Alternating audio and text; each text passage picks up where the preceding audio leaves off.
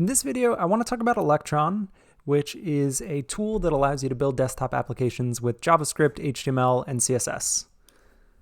If we scroll down, here are a couple of examples of applications. You'll see Visual Studio Code, the editor we've been using all semester, is built in Electron.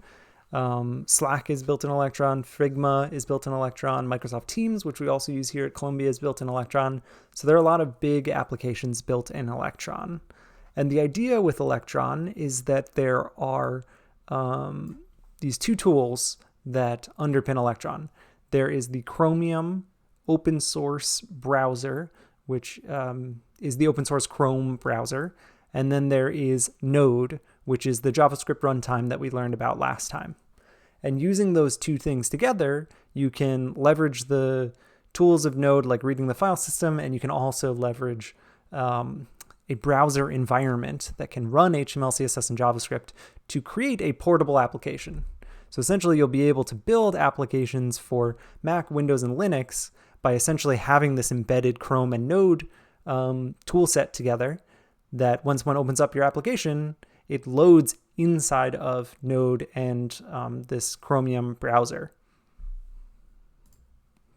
The advantage of this is that it's really easy to create these cross-platform applications. You can leverage the things that you already know, HTML, CSS, JavaScript, React, build an application that you could deploy on the web, but also build an application that you could deploy to Mac, Windows, Linux, and take advantage of some native features on those operating systems, like notifications. Okay, so there's a lot of good information on the Electron website. What we're essentially going to be diving into in this video is creating a basic application that will help illustrate the architecture of Electron and how Electron works. And from there, we'll then be able to build towards taking our React application and turning it into a desktop application. So the docs are really great on Electron here. We are going to be going through this quick start guide together, and I'll be stopping and sort of making changes along the way and bringing in some stuff from the last video that we did on Node as we're building this. Close these other tabs. So what we need to do is make sure that we have Node and NPM installed, which if you followed along in the last video, you'll already have, so you're all set. So then we can just build the basic structure of our application here. So what we want to do is go to wherever we're storing our projects here. I am in week 3, and I want to create a new folder, and let's call it Electron Demo. And then we can open this up inside of Visual Studio, either by right-clicking from that folder or opening up a blank window and then dragging and dropping your Electron demo folder in there. Once we've got this in Visual Studio, we can start adding some of the files that we're going to need in our application. And we're going to deviate slightly from this setup. So what we're going to want to have is a main.js. And this is our Node script that is going to create our Electron application. Then we're going to create a folder called public, and into this folder, we're going to have an index.html. And let's also create an index.js. We'll fill these out later with some content. Right now, let's just keep them as blank files. So what we're going to do is in main.js, this will load up our Electron application and tell that Electron application to load this project, this set of HTML and CSS that we're going to have in this public folder. The other thing that we need to do is initialize our NPM project, because we can see here that we need a package.json, and we're going to need to install Electron from NPM into this project. So let's open up our terminal window, and we're going to do npm init-y like we did in the Node video to give us a package.json with the default values set. We can see what it wrote here, and we can also open that up here. And what we want to do is install Electron as a dependency of this project.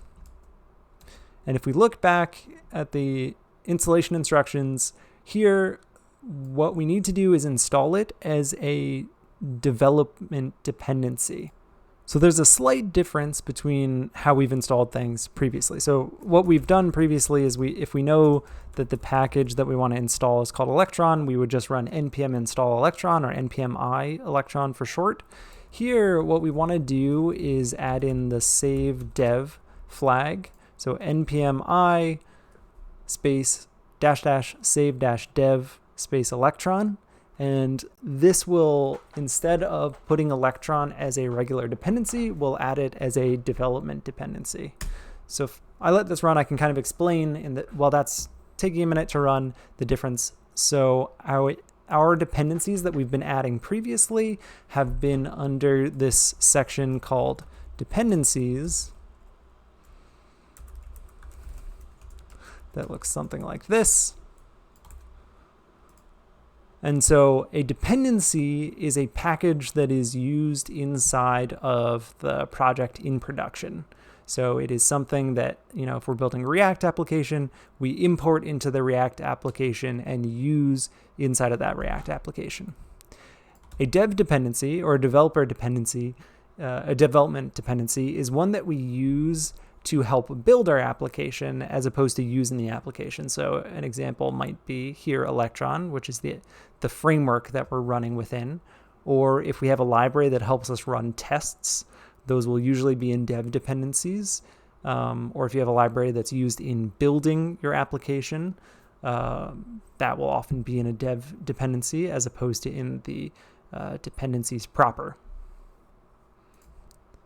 Okay, so we've got Electron installed here, which means that we can start working on this script. So this is an example of a very basic Electron skeleton. What it does is import a couple of things from Electron, and you can see that it's using the CommonJS require syntax because this is a Node script. This is something that's running inside of Node.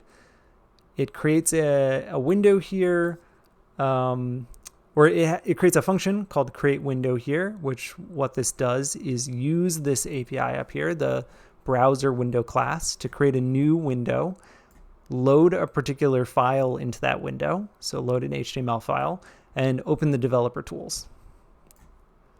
So down here, what we're going to be doing is using the app object that is imported from Electron, listening for when that app is actually ready to be used, creating the window when it's all set up to be ready to use, and then registering a couple of event listeners to listen for things like when all of the windows are closed in the application or when the application has been activated. So we'll break some of this down as we write it together. I'm basically going to be following this skeleton, and we're going to modify a few things as we go. So flipping back to Visual Studio Code, we have our Electron dependency, and then we can go into our main.js, which let's add a note at the top. This is our Node script that starts up the Electron app. And because we know this is a Node script, we're not gonna be using import. We're gonna here be using the require syntax. So we're gonna bring in those two elements that we saw in the basic example from Electron here. So app, this is an object that represents our Electron application, and browser window is a class that allows us to construct windows. So we're going to create a function called create window here. And what we're going to do inside of here is create a new window. And inside of this constructor, so when we say new browser window, that takes this browser window class that's provided with us from Electron and gives us a specific instance of it. We can pass in some objects here. So we can pass in things like we can pass in a single object here, which will configure things like the width and the height of that browser window. So I'm going to leave the options blank for a second. Once we have that window, we can say window load file or load URL. And load file will be for loading local files, and load URL would allow us to load things like if we wanted to load github.com within our Electron app, we could. So here we're going to load a file, and we're going to pass in a path. So here we have our index.html and our index.js. We want to go from main.js into the public folder and grab this index.html. So // would be go from our current directory, and then public would be to enter the public folder, and then index.html would be grab that index.html from the public folder.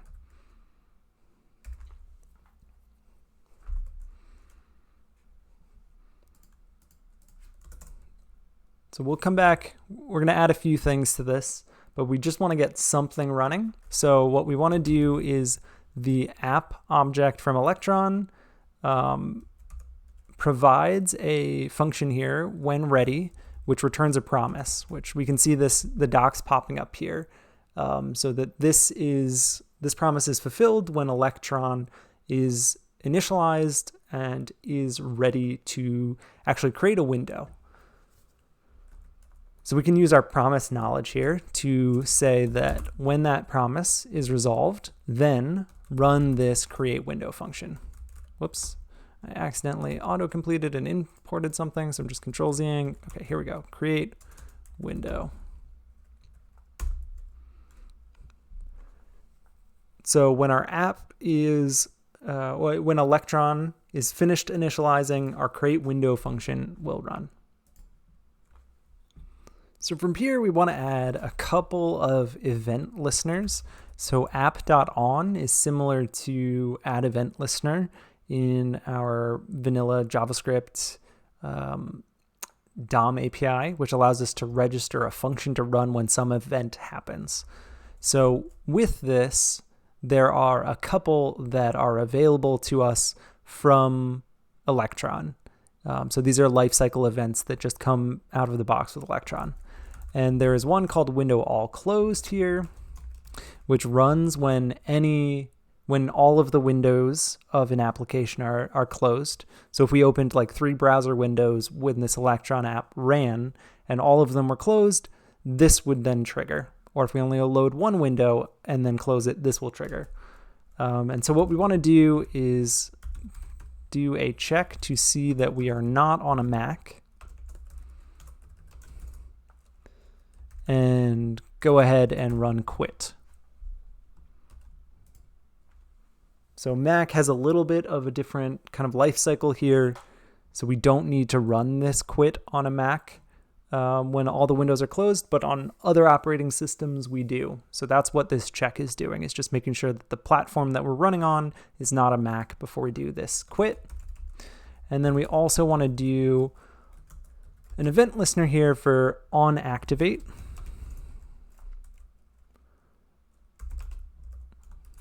And what we're going to do is talk to the browser window module, and we're going to ask to get all windows, which is going to give us back an array. We can check the length to see if the length is 0, then we can go ahead and also run our create window function. So what this does is, anytime the application has been activated, if there are no browser windows open, go ahead and load our browser window. So these are also explained in the docs here. This breaks down same things that we were just talking about, like here, that there is different behavior on a Mac system for Windows management. So that's why we're doing that check here, and then the explanation of what this activate listener does. So now what we can do, now that we've got this scaffold here, we could go ahead and fill in our configuration for our browser window and then get our Electron application loading. So let's go ahead and fill in some things here. We can specify a width. So let's put in a small width, and we'll change this later, and same thing, height. So let's make a 400 by 400 pixel browser window. let's save this as is. And I think we're at the point where we're ready to run it, and we will come back and modify and add a few things here after we get it running. So what we want to run is a new script here that calls Electron and tells it to load our main.js file. So we can call this script start.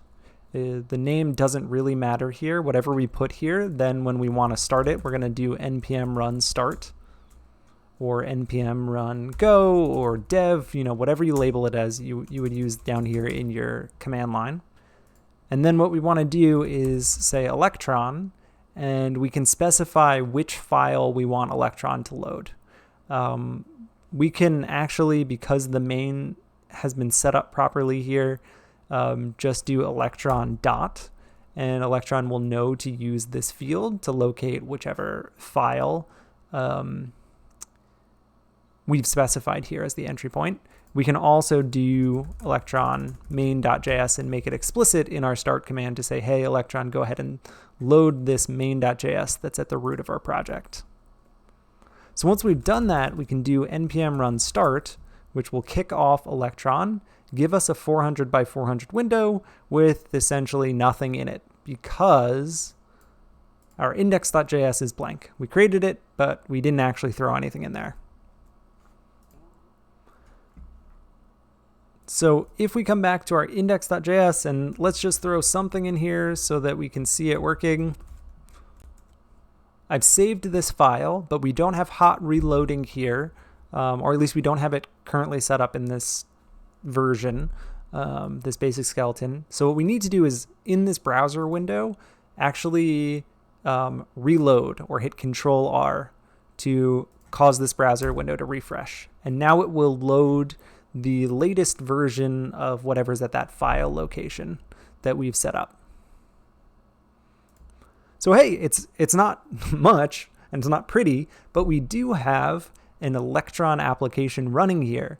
So we have a little browser window that has been booted up with our website that we've defined in this public folder.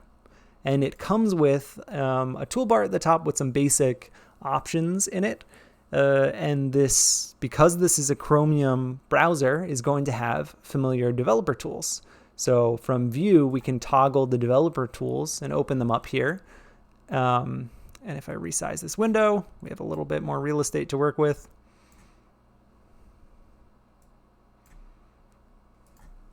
And we've got things that we're familiar with, like we can see in the elements panel, the elements that are on the page. We've got a console window with a warning. We'll fix that shortly. We have our sources, which we could open up things like if we had a JavaScript file, open up and insert a breakpoint. We can watch the network, check performance, etc., etc. And the key with all of this is, this is outside of our Chrome that is installed on our machine. So if we packaged this up and sent it off to someone using kind of a build pipeline that we'll talk about probably in the next video, they would be able to run this outside of their own browsers. It would pop up an Electron window like we've got here. So we do have a desktop application at this point. It just runs on web technologies. Okay, so let's change a few things. One, I would rather not have this load at 400 by 400. Let's make it load a bit bigger. So the way that we would do that is go into our main.js here. Go into our main.js here, and we can change the width to be something like 1,000, or and the height to be something like 800. And you'll notice that if I save this and I refresh this, nothing changes because the changes that we've made to this file are not hot refreshed in the same way that our Create React app did our hot reloading. So this stuff ran when we did Electron main.js. So changing something here is not going to change anything about our application that we have currently running here. We actually have to close this down and restart Electron to get the changes that we've made in this script to to take effect. So now if I reload it, we've got something that's 1,000 wide and 800 tall. And a common thing to do here in the options is also to set up this web preferences object. And we say node integration, true. So what this does is allow us to use Node in our scripts that are running in the browser here. And this kind of touches on one of the tricky things with wrapping your head around Node, or wrapping your head around Electron, is that there are actually kind of two parallel processes that are running. One is that we have this Node application that's running here from main.js. And the other one is that we have this code that we have loaded into the browser, which we haven't filled anything out here yet in index.js. We will shortly, but this script is much closer to the kinds of scripts we've written before that ran in the browser. So we can document .query selector, we can use local storage, all sorts of things that we've been doing before that interface with the browser, we can do in index.js. So these are often referred to, this is the main Electron application, and this is the renderer process. So that's running in the browser. So they're two slightly different JavaScript contexts that are happening in the same project folder. So when we flip this to true, that means that eventually then in index.js, we could actually use Node and mix it in with our normal browser programming. And this is a good place to dig into some of the documentation. So this browser window class, I have been from memory filling in some of these options, but if I don't remember them, what I want to do is go to the Electron page, head to docs, and then down here under API reference, I can look for the different modules. So for instance, here I see browser window, that's the module that I'm currently working with. I want to know what are some of the other options. So I'd click on browser window here. I'm going to get a little snippet of here's how you go ahead and use the browser window. A couple of other high-level descriptions. And if I keep scrolling down, I will see documentation for that browser window class. So here is the description of all of the options. And I'm going to go ahead and grab this and paste it into my code for future reference. And so we can see, hey, here's that width and height. They're integers. It's the width in pixels, height in pixels. There's also x and y, which are integers, which allow us to say where should that window load on the screen. It defaults to being centered, but we could have it load at the top left by passing in 0, 0. There are options for specifying the minimum width, the maximum width, and also minimum height. There are options here, where is it? Full screen, which would allow us, if we set that to true, to actually load our application in full screen. So why don't we try that while we're at it? Full screen true. I'm gonna have to close Electron with Control-C, start it up again. And now you can see it loaded in full screen here. So I could file exit, or on Windows, I can also Alt F4. Hotkey is a little different on Mac, to close down Electron when we're done. Maybe we don't actually want to load in full screen, but I'll leave it there for reference. Let's play with one more here. Frame allows us to actually create a frameless window, which is going to look substantially different on Windows. So it defaults to true. So if we set it to false, that would be a frameless window.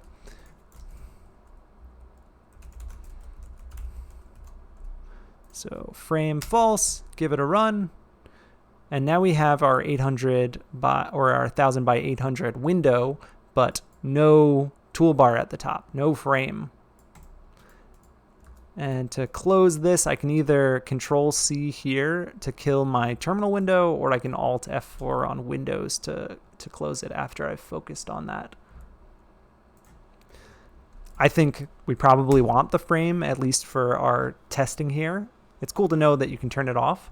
And if you're curious about other things, you can dig into this configuration option sort of description. There's a whole lot in here of different things that you can configure. Let's go back to our quick start guide. So reviewing what we've done so far, we set up the scaffold, we created our main.js. We didn't quite bring all of this over. We'll bring this over in a second. We modified our package here to actually boot up Electron. We ran our application. And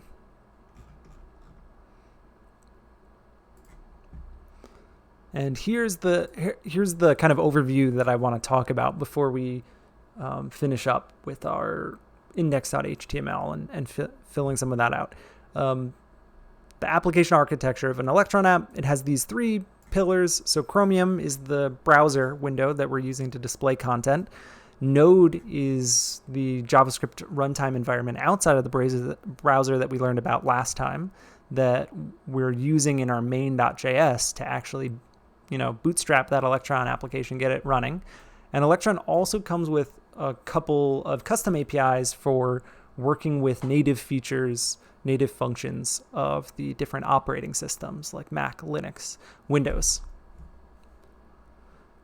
And there are these two processes. So our main.js is the main process, and that is generally responsible for creating those browser windows, and also managing them, making sure that they close at the right times. And then our renderer process is the actual thing that is running in the web page. And this is distinct from our main process.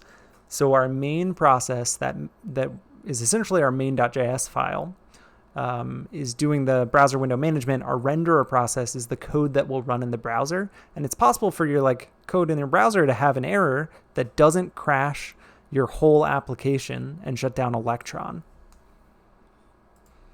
So an error in your main process could potentially crash all of Electron, and an error in your renderer process could potentially just crash one web page within your application. Okay, so let's finish filling out this.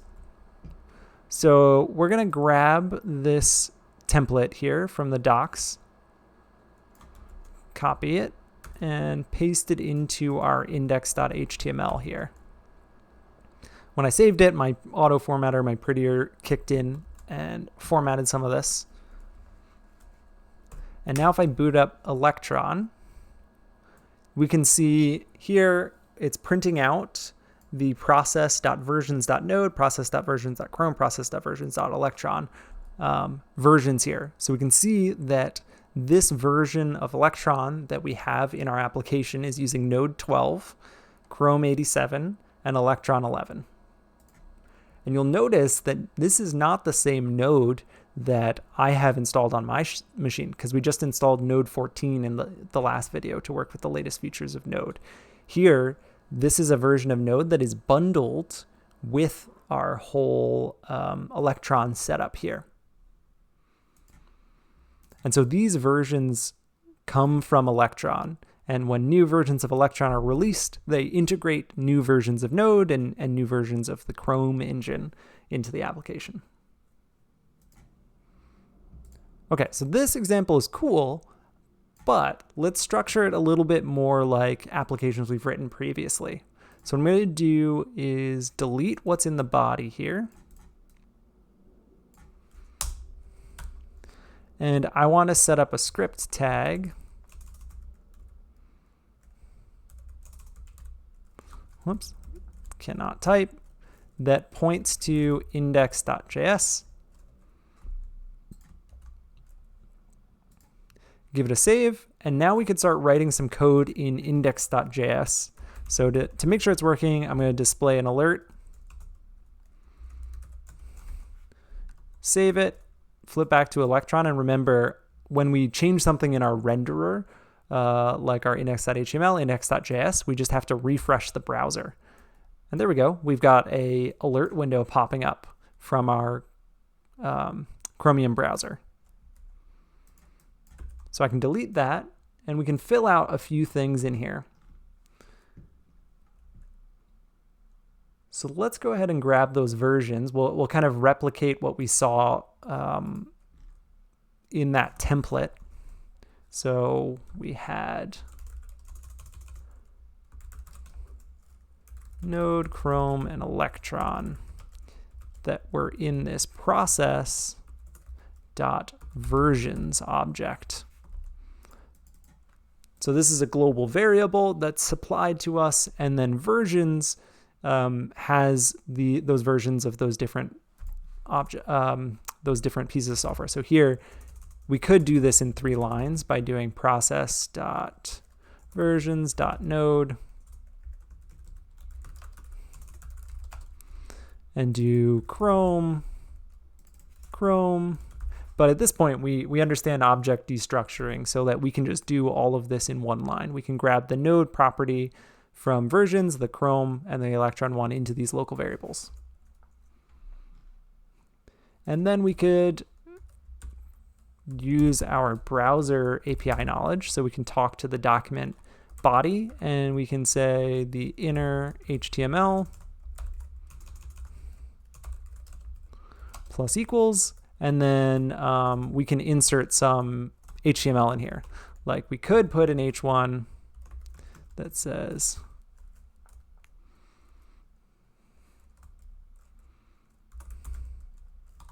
system info, and this should be a template string since I'm putting the string over multiple lines. So remember, this is something we did previously before our React knowledge. This is just how we can talk to the body element on the page, this one, and append some HTML to it. So if I save it and refresh this, we should see system info, and now we could create a paragraph tag that says node version and put in node. And I'm going to copy and paste this and say Chrome, Electron, save it, refresh it. System info, each of these is in its own paragraph. And the cool thing about this node integrations feature is that normally when we wrote our browser code, we were not able to use Node. We could not read from the file system. But now when we do use that integration, this code is supercharged to actually have the ability to use any of those Node modules that we learned about. So last time we saw the OS module.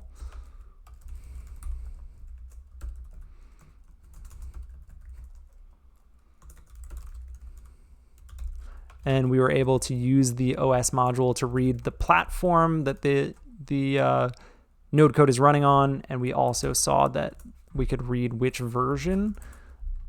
And I'm going to go ahead and throw these on the page. So we can say OS platform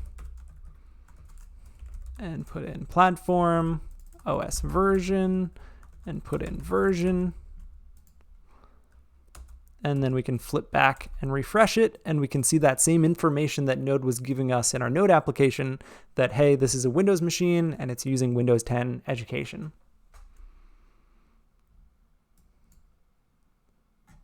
We can also, whoops, I didn't mean to close Electron. Let's start that up again. We can also use the file system module. And if we created a text file, say message.txt in here in our public folder, we could do that same message we had before. May the force be with you. Star Wars 1977. We can read the contents of that file, so we can get our message and set it equal to fs.read file sync and pass in the path public message.txt and our encoding. is UTF-8. Oops, not 6, 8.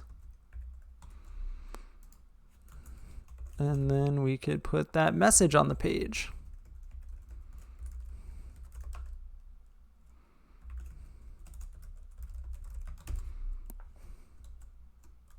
So again, I'm going to have to refresh it here. And then it gets displayed on the page in this paragraph, and the white space gets collapsed because that's how browsers work by default. But we're able to reach in and use the file system here in a way that we weren't able to do before. So by using Electron, you could actually make your web application read from files on the computer and save files to the computer. So you could build a little journal app that reads from files that are in a particular location and saves stuff to a particular location without needing a database at all. It would be a completely local functional application that has persistence because you're saving to the file system. That stuff wouldn't disappear when you just close the Electron window. So this actually opens up a lot of cool possibilities. And one note that I want to make here is that this path that I specified is relative to where our main.js is, where the root of our project is. So I had to say go into the public folder and then go to messages.txt. You might expect that I should just be able to say like messages.txt here. But here we have a crash because of that. So I would have to open up my developer tools to see, hey, you tried to open something that doesn't exist. There's no file called message.txt.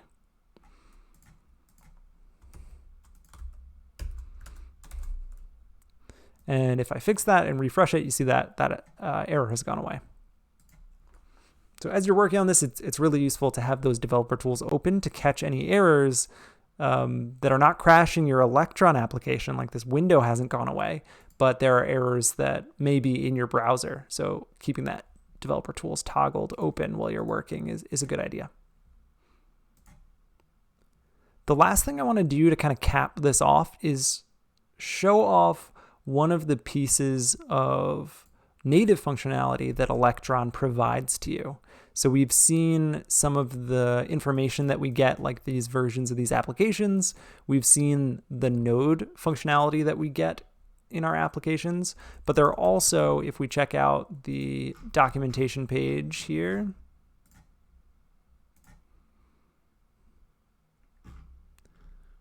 a bunch of features that you can add to your application that are provided by, or they're made easier by Electron. So one of them is notifications. So if you want one of those little notification windows to pop up here on my Windows machine, it'll pop up in the bottom right. If you're working on a Mac or Linux machine, it'll pop up somewhere else. But this allows us to send notifications from our application really easily. If we look down in our example here, they're saying create a script that's loaded in your renderer process. And then here you go. All you have to do is create a new notification where you pass in the title, and then you pass in an object that has the body. And that will pop up here. You'll see the little icon for your application, the title, the body. And then you can also, with that notification, listen for when it's been interacted with. So for instance, if this notification said that there was some new page in the application, if you clicked on it, you could then use this handler to go navigate to that within your application. For our purposes, let's just create a notification and get it showing up. So I am going to create a new notification. And we can see from the code here, it's a global variable that we have access to. So new notification, we pass in the title.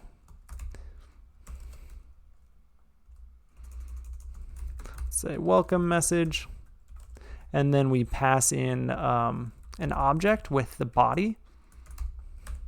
Hey, look at me.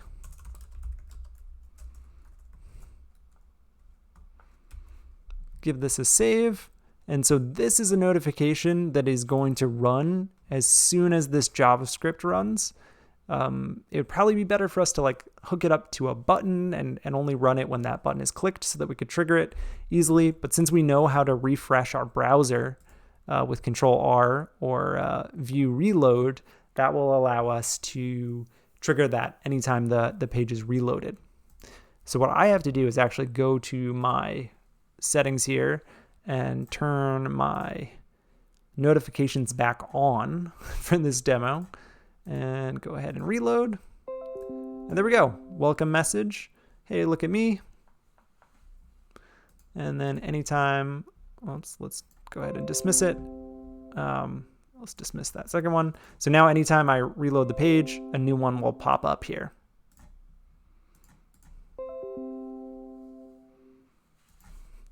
And I'm going to go ahead and turn my notifications back off since I usually keep them off. But this page explains a little bit more about notifications, like some more usages. So this was a notification from our browser, from our renderer. You can also send notifications from that main process, our main.js. And it has some information about the quirks across different operating systems. So a bunch of information on how Windows works and a way for you to actually detect whether or not you're allowed to send a notification before you do one, like whether or not the user has notifications silenced, and some information about Mac OS, like that they're only limited to 250 bytes in size, and that anything else will be truncated. So there's going to be some, for all of these kind of native features, some quirks or extra information that you need to be aware of for the different operating systems like Windows, Mac, and Linux, because those operating systems have different ways that they implement them, different features, different constraints. Okay, so let's review before we wrap up. So we basically did a version of this quick start, but introduced some extra features and went through the documentation as we were working through it. This is a really good quick start. I do recommend reading through it, spending some time with it. If you got stumped or got lost, what we did was learn that we're actually managing two processes here. Inside of our main.js, this is our node script that is allowing us to sort of start up our application, create browser windows, make sure that they get closed at the right times. And then we set up a browser, a set of browser-based code here, our index.html, our index.js, that were loaded into the Chromium browser from our main.js. And this was like a supercharged version of the JavaScript that we've used before, because it has things that come from Electron and it has things that come from Node that we have access to, like our native notifications or the file system access. And this is a powerful structure, but also a weird structure to keep in mind, that you have these two separate contexts. You have the main process and the renderer process here. They're both JavaScript, so you can sometimes get confused about where you are until you have that architecture straight in your head. Some of the stuff that we didn't have time for in this video was actually packaging up the application. You can see an example here of using Electron Forge. You import it into your project, and then you can make an executable. So you can make an exe that you could share with someone, or you could make a installer that you can share with someone that would install this application on their machine, which is like the last piece to feeling like we've actually built a desktop application. So use these docs as you're learning Electron.